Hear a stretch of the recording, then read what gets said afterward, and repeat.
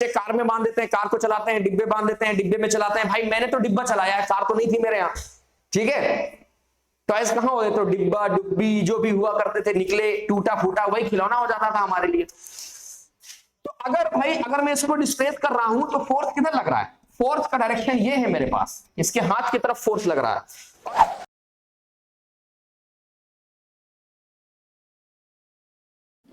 Hello my dear students, कैसे हैं आप सभी? आई होप आप बहुत अच्छे होंगे। दोस्तों, आपकी तरफ से जो मुझे प्यार मिल रहा है, हमारे चैनल पे जो प्यार मिल रहा है वो बहुत ही लाजवाब है। Thank you so much for support. I hope कि आप लोग हमारे इस कंटेंट से खुश होंगे। आप लोग अपने स्कूल में या कोई भी एग्जाम जो आप अपने किसी भी बोर्ड में, चाहे वो एनसीईआरटी जहां फॉलो हो रहा है वो आप कर रहे होंगे, तो आपको उसमें अच्छा रिस्पांस मिल रहा होगा, राइट? क्योंकि हम लोग टू द पॉइंट और कंसेप्चुअल बेस्ड क्वेश्चन लेके साथ में चल रहे हैं, जो कि आजकल का भाई नया पैटर्न है, तो नई नई चीजें मांगता है ना। चलो, तो कॉम्पिटेंसी बेस्ड पैटर्न के साथ साथ मैंने एक नया चैप्टर शुरू किया था, वर्क, पावर एंड एनर्जी। तो उसमें वर्क के बारे में मैं एक छोटा सा कंसेप्ट ऑफ वर्क लेके आया था आपके लिए, जस्ट फॉर इंट्रोडक्शन, राइट? क्या क्या सीखा था, एक एग्जांपल से शुरू करते थे। सीखा था कि अगर मान लीजिए कोई ऑब्जेक्ट, कोई भी व्यक्ति है, पर्सन है, एक प्लेस से दूसरे प्लेस गया और दूसरे प्लेस से वापस उसी प्लेस में आ गया, तो क्या वर्क डन होगा? तो अगर आपने उस पहले वाले वीडियो को देखा है, देखो मैं ये मान के चलता हूं कि आपने उसको देखा हुआ है, तो जिन बच्चों ने देखा है तो कहेंगे नो सर। मैं पूछूंगा क्यों, तो आप बोलेंगे sir there is no displacement. Okay, very good. अच्छा, मैं कहता हूं कि एक ऑब्जेक्ट है, वो कोई पर्सन है, वो क्या करता है, वो स्टेप चढ़ रहा है, ऊपर चढ़ रहा है, ऊपर चढ़ रहा है, पहुंच गया, ठीक है। तो क्या वर्क हुआ? बिल्कुल हुआ, डिस्प्लेसमेंट हुआ, और जब चढ़ा तो कुछ ना कुछ फोर्स लगा, ठीक है। चलो, एक और एग्जांपल है। मान लो कोई एक ऑब्जेक्ट फ्री स्पेस में घूम रहा है। फ्री स्पेस मतलब जो ग्रेविटी लेस, ग्रेविटी खत्म, तो ऐसे मूव कर रहा है यूनिफॉर्म वेलोसिटी में। कैसे मूव कर रहा है? सीधे मूव कर रहा है, लेकिन सर्कुलर, चलो मान लो मूव कर रहा है। फ्री स्पेस में अगर कोई ऑब्जेक्ट यूनिफॉर्म वेलोसिटी से मूव कर रहा है, तो क्या उसमें वर्क डन होगा? क्यों? क्योंकि अभी तो पढ़ा कि डिस्प्लेसमेंट हो रहा है तो वर्क डन हो रहा था, डिस्प्लेसमेंट जीरो हो रहा था तो वर्क डन नहीं हो रहा था। तो कंडीशन ऐसी है कि डिस्प्लेसमेंट तो हो ही रहा है, बट फ्री स्पेस है तो उसमें फोर्स नहीं अप्लाई होगा। अगर फोर्स नहीं अप्लाई होगा तो वर्क डन नहीं होगा। तो वर्क डन के लिए क्या क्या इंपॉर्टेंट है? हमारे लिए इंपॉर्टेंट है फोर्स, डिस्प्लेसमेंट। और क्या सीखा? और हमने सीखा था कि एसआई यूनिट क्या होती है। एसआई यूनिट कौन से एक्सप्रेशन से मिलता है? हमारे पास वर्क डन होता है एफएस, एफ इनटू में एस, हीट होता है वर्क डन। तो फोर्स की क्या हो गई? न्यूटन हो गई, और एस की क्या हो गई? मीटर हो गई, न्यूटन मीटर। इसी को हम लोग क्या बोलते हैं? वर्क डन को जूल बोलते हैं, जे साइन से डिनोट करते हैं। ये हम लोगों ने पिछली क्लास में क्या किया था, सीख लिया था। तो ये था हैशटैग रिकैप। अब एक डाउट आता है कि sir force vector, displacement vector, तो क्या वर्क डन वेक्टर है? इसको वेक्टर होना चाहिए ना। वेक्टर वेक्टर का डॉट प्रोडक्ट है, ये डॉट प्रोडक्ट ऑफ वेक्टर। लेकिन वेक्टर वेक्टर का जो डॉट प्रोडक्ट होता है वो स्केलर होता है। अब ये सर वेक्टर वेक्टर क्या है? क्लास 11th में आपको पढ़ने के लिए मिलेगा एक चैप्टर पूरा अलग से वेक्टर्स। तो उसमें एक फॉर्मूला है जिसमें वेक्टर वेक्टर का जो प्रोडक्ट है वो स्केलर आता है, राइट? अच्छा, क्यों आता है? हम 9th के हिसाब से हमें सुनते हैं, अभी अपने को 11th से कोई लेना देना नहीं, दूर दूर तक। पहला टॉपिक आज जो हम इस वीडियो में कवर करने जा रहे हैं वो है वर्क, स्केलर क्वांटिटी। और अगर स्केलर है तो क्यों, जबकि फोर्स और डिस्प्लेसमेंट दोनों वेक्टर हैं। और दूसरा टॉपिक पढ़ेंगे work done by the constant force, ठीक है। तो work done by the constant force ये था, लेकिन अब इसके आगे मैं डिस्कस करूंगा। जरा थोड़ा सा वेट करिए और लास्ट तक वीडियो में बने रहिएगा, यानी कि देखो खोलो निकल जाओ। जरा देखो भाई, अगर वर्क डन हो रहा है तो वर्क डन जनरली हम लोग क्या देखते हैं कि जैसे ही फोर्स लगाते हैं, जिस डायरेक्शन में फोर्स लगाते हैं, तो जनरली उसी डायरेक्शन में मोशन होता है।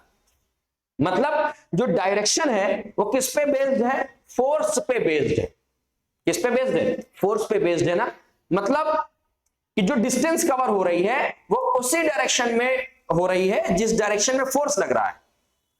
मतलब खुद का कोई डायरेक्शन नहीं है वर्क डन का। और जिसका खुद का कोई डायरेक्शन नहीं होता तो केवल मैग्नीट्यूड होता है, और जिसका केवल मैग्नीट्यूड होता है तो वो क्या कहलाती है? स्केलर क्वांटिटी कहलाती है। बात समझ में आई कि work done is the scalar quantity, but why? Okay, चलो भाई, तो पहला टॉपिक था, बड़ा छोटा सा था, तो ये तो हम लोग समझ गए भाई। एक्सप्रेशन है W is equal to F into S. F के डायरेक्शन में फोर्स, एफ जिस डायरेक्शन में लग रहा है उधर ही डिस्प्लेसमेंट हो गया, तो इसका खुद का कोई डायरेक्शन नहीं, so this is a scalar quantity. ठीक है, अब अगला टॉपिक आता है work done by constant force. तो क्या सर जो आपने ये वर्क डन पढ़ाया ये कांस्टेंट फोर्स का नहीं था, ये फोर्स का था, ये कांस्टेंट फोर्स का ही वर्क डन था। कभी कभी क्या आपने गांव में एक बच्चे को देखा है कुछ इस तरह का, ये बच्चा है मान लो, तुम्हारा बचपना बना रहा हूं, ओके, और इसके हाथ में एक धागा और उस धागे में एक डब्बा को क्या करता था, वो बांध लेता था एक स्ट्रिंग से, और उसको क्या करता था, ऐसे ले जाता था गाड़ी चला रहा था।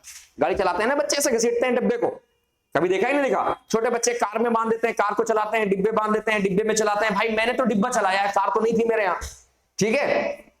टॉयज कहां होते, तो डिब्बा डुब्बी जो भी हुआ करते थे, निकले टूटा फूटा वही खिलौना हो जाता था हमारे लिए। तो अगर मैं इसको डिस्प्लेस कर रहा हूं तो फोर्स किधर लग रहा है, फोर्स का डायरेक्शन ये है मेरे पास, इसके हाथ की तरफ फोर्स लग रहा है, और डिस्प्लेसमेंट का डायरेक्शन क्या है दोस्त, ये है डिस्प्लेसमेंट का डायरेक्शन। डिस्प्लेसमेंट का डायरेक्शन समझ में आ रहा क्या है? तो अब इस केस में मैंने क्या देखा कि एक एंगल फॉर्म हुआ है। क्या फॉर्म हो रहा है? एक एंगल फॉर्म हो रहा है, मतलब कि एंगुलर वर्क भी किसी भी एक प्रोजेक्टेड बॉडी के लिए, प्रोजेक्टेड मतलब जो जिसका फोर्स अलग डायरेक्शन में जा रहा है, डिस्प्लेसमेंट स्ट्रेट जा रहा है, तो इसके बॉडी के लिए कहीं ना कहीं एंगल का वर्क हो रहा है। एंगल का वर्क हो रहा है तो कांस्टेंट फोर्स लगेगा। तो इसके लिए फॉर्मूला हमारे पास क्या, इसको समझने से पहले एक छोटा सा कॉन्सेप्ट और समझते हैं। क्लास जब आप 10th में जाएंगे तो ट्रिग्नोमेट्री पढ़ने के लिए मिलेगा। क्या मिलेगा? ट्रिग्नोमेट्री। तो ट्रिग्नोमेट्री में ट्राइंगल से रिलेटेड कुछ कंसेप्ट होते हैं। जैसे मान लो ये मेरे पास राइट एंगल ट्राइंगल है, तो ये हो गया हमारे पास क्या, ये हो गया हमारे पास हाइपोटेनस, ये हो गया परपेंडिकुलर, ये हो गया बेस, ओके। तो साइन इज इक्वल टू क्या होता है, ये होता है परपेंडिकुलर अपॉन में hypotenuse. Cos is equal to क्या होता है, कॉस इज इक्वल टू होता है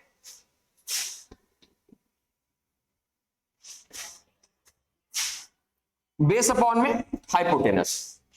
बस समझ में आई? तो ये साइन का होता है, ये कॉस का होता है साइन, और ये होता है कॉस। ये क्या है, ये है एंगल्स, ठीक है। तो ये फॉर्मूले होते हैं कुछ, बहुत बढ़िया बात है।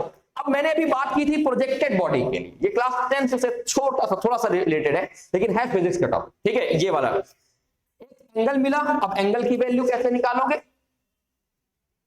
प्रोजेक्टेड बॉडी के लिए दो कंपोनेंट वर्क करते हैं, दो वेक्टर कंपोनेंट वर्क करते हैं। जरा देखो, मान लो डिस्प्लेसमेंट का डायरेक्शन हो गया कुछ ये, फोर्स का डायरेक्शन कुछ हो गया कुछ इस तरह से, बात समझ में आई कि नहीं आई?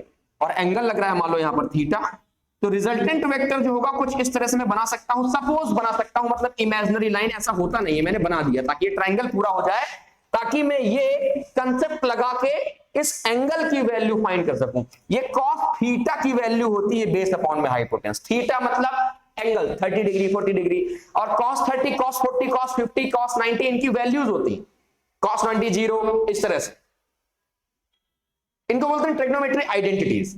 खैर सिर्फ हमें कॉस से मतलब है और कोई मतलब नहीं। जरा देखो, अगर मैं बात करूं तो डिस्प्लेसमेंट कैसा है, डिस्प्लेसमेंट है हमारे पास किस एक्सिस में, एक्स एक्सिस में, और डिस्प्लेसमेंट का जो कंपोनेंट होता है वो होता है कॉस थीटा। क्या होता है?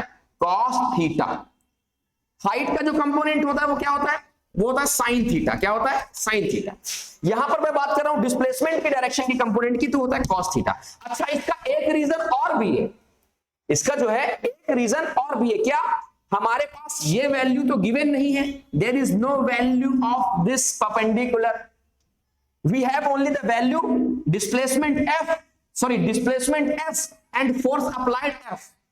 ये जो लड़का घसीट रहा था तो फोर्स था, डिस्प्लेसमेंट था, और कोई दूसरी वैल्यू है क्या? नहीं है।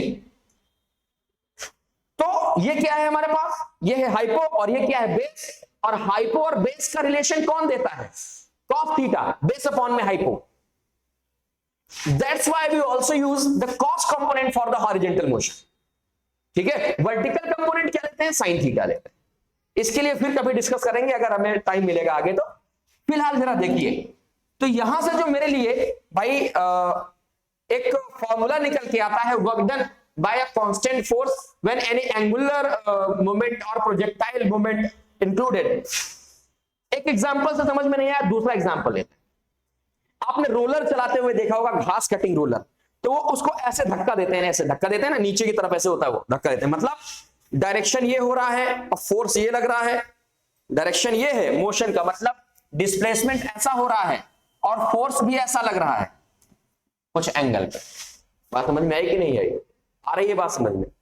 टॉय कार आपने देखा, ये देख लिया। बहुत सारी ऐसी चीजें होती हैं जो आप कुछ ऐसे पकड़ते हैं तो वो वर्क हो रहा होता है दूसरी डायरेक्शन में, डिस्प्लेसमेंट दूसरी डायरेक्शन में हो रहा होता है, लेकिन फोर्स दूसरी तरफ लग रहा होता है और एक एंगल बन रहा होता है। तो इसके लिए अगर एंगल देखिए आ जाए तो एक फॉर्मूला हमारे पास होता है वर्क डन का, W is equal to F into में S कॉस थीटा। क्या होता है? Cos theta. ये हमारे पास एक फॉर्मूला निकल के आ गया। एक कांस्टेंट फोर्स जब अप्लाई हो रहा है किसी एक एंगल में तो वर्क डन कितना होगा। अब हमारे पास वर्क डन के कितने फॉर्मूले हो गए? एक हो गया W is equal to FS cos theta और एक हो गया W is equal to F into में S। बात समझ में आई कि नहीं आई? आ गई? चलो ठीक है, इतना फटाफट छाप लो फिर आगे चलते हैं। फटाफट छाप लो। आई होप वीडियो पॉज करके छापो क्योंकि बहुत टाइम लग जाएगा इसमें। अब मैं आपको कुछ क्वेश्चन कराता हूं तो आई होप कि आपको ये कंसेप्ट बिल्कुल क्लियर हो जाएगा। ठीक है, ये मैं हेडिंग हटा देता हूं। अब जरा देखते हैं कंसेप्ट की बात। क्या है कंसेप्ट? देखो क्वेश्चन क्या कह रहा है। क्वेश्चन में आपसे बोलता हूं कि a force of 12 Newton, a force of 12 Newton acting on a toy car. एक 12 न्यूटन का फोर्स एक्ट हो रहा है किसी एक टॉय कार पे। फिगर बना लेते हैं, फिगर से सब कुछ क्लियर हो जाएगा। दूध का दूध, पानी का पानी। तो ये क्या है? कार है। कहा कि शकल इसकी कार जैसी नहीं लग रही है लेकिन है, मान लो। इसको बांध लिया मैंने और फोर्स लगा रहा हूं कितने न्यूटन का? 12 न्यूटन का। फिर क्या कहता है? कहता है at any angle of 60 degree, मतलब जो इसका बेस एंगल बनेगा, बेस से वो कितना होगा? 60 डिग्री का एंगल बनेगा। फिर क्या कहता है? कहता है horizontal direction, displace it a distance of 2.5 metre. Horizontal direction में ये अपनी मीन पोजीशन ए से बी तक गई और इसके बीच में जो डिस्टेंस इसने कवर किया, अब यहां पहुंच गया, मान लो ये यहां पहुंच गया। ठीक है, और यहां से यहां तक के लिए जितना उसने डिस्टेंस कवर किया वो कितना दे रहा है? वो दे रहा है हमारे लिए 2.5 मीटर। 2.5 मीटर। ये पोजीशन ए, ये पोजीशन बी, ये वाली, और ये पोजीशन ए। ठीक है, अब क्या कहता है?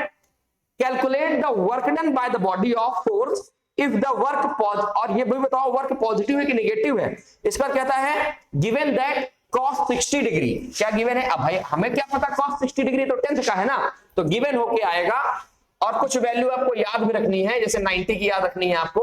अब cos 60 की भी आज के बाद याद हो जाए आपको तो ज्यादा अच्छा है। cos 60 डिग्री की वैल्यू होती है 1/2। ये गिवन है। क्या क्या है हमारे पास? एंगल दिया है, फोर्स दिया है, एंगल दिया है, इसके बाद क्या है? डिस्टेंस दिया है, डिस्प्लेसमेंट। अब बोलता क्या है? अब बोलता है फाइंड द फोर्स, कैलकुलेट करो। तो force is equal to, formula पढ़ा जब एंगल लग रहा हो, क्या? F इंटू में S इंटू में cos थीटा। देखो अप्लाई कैसे करेंगे? cos थीटा देख के भड़बड़ा नहीं जाना, फिर पगला जाओ एकदम।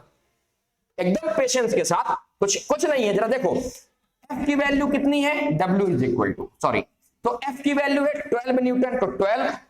डिस्प्लेसमेंट कितना हो रहा है? 2.5 न्यूटन। कितना? देखो मीटर, आसान है। और cos थीटा, और थीटा की जगह क्या हो जाएगा? cos 60 degree.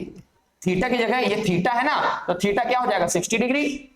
और cos 60 डिग्री की वैल्यू गिवन है तो सेम यही वैल्यू उठा के प्लेस कर देना है और कोई चेंजमेंट थोड़ी करना है। तो ये हो जाएगा कितना?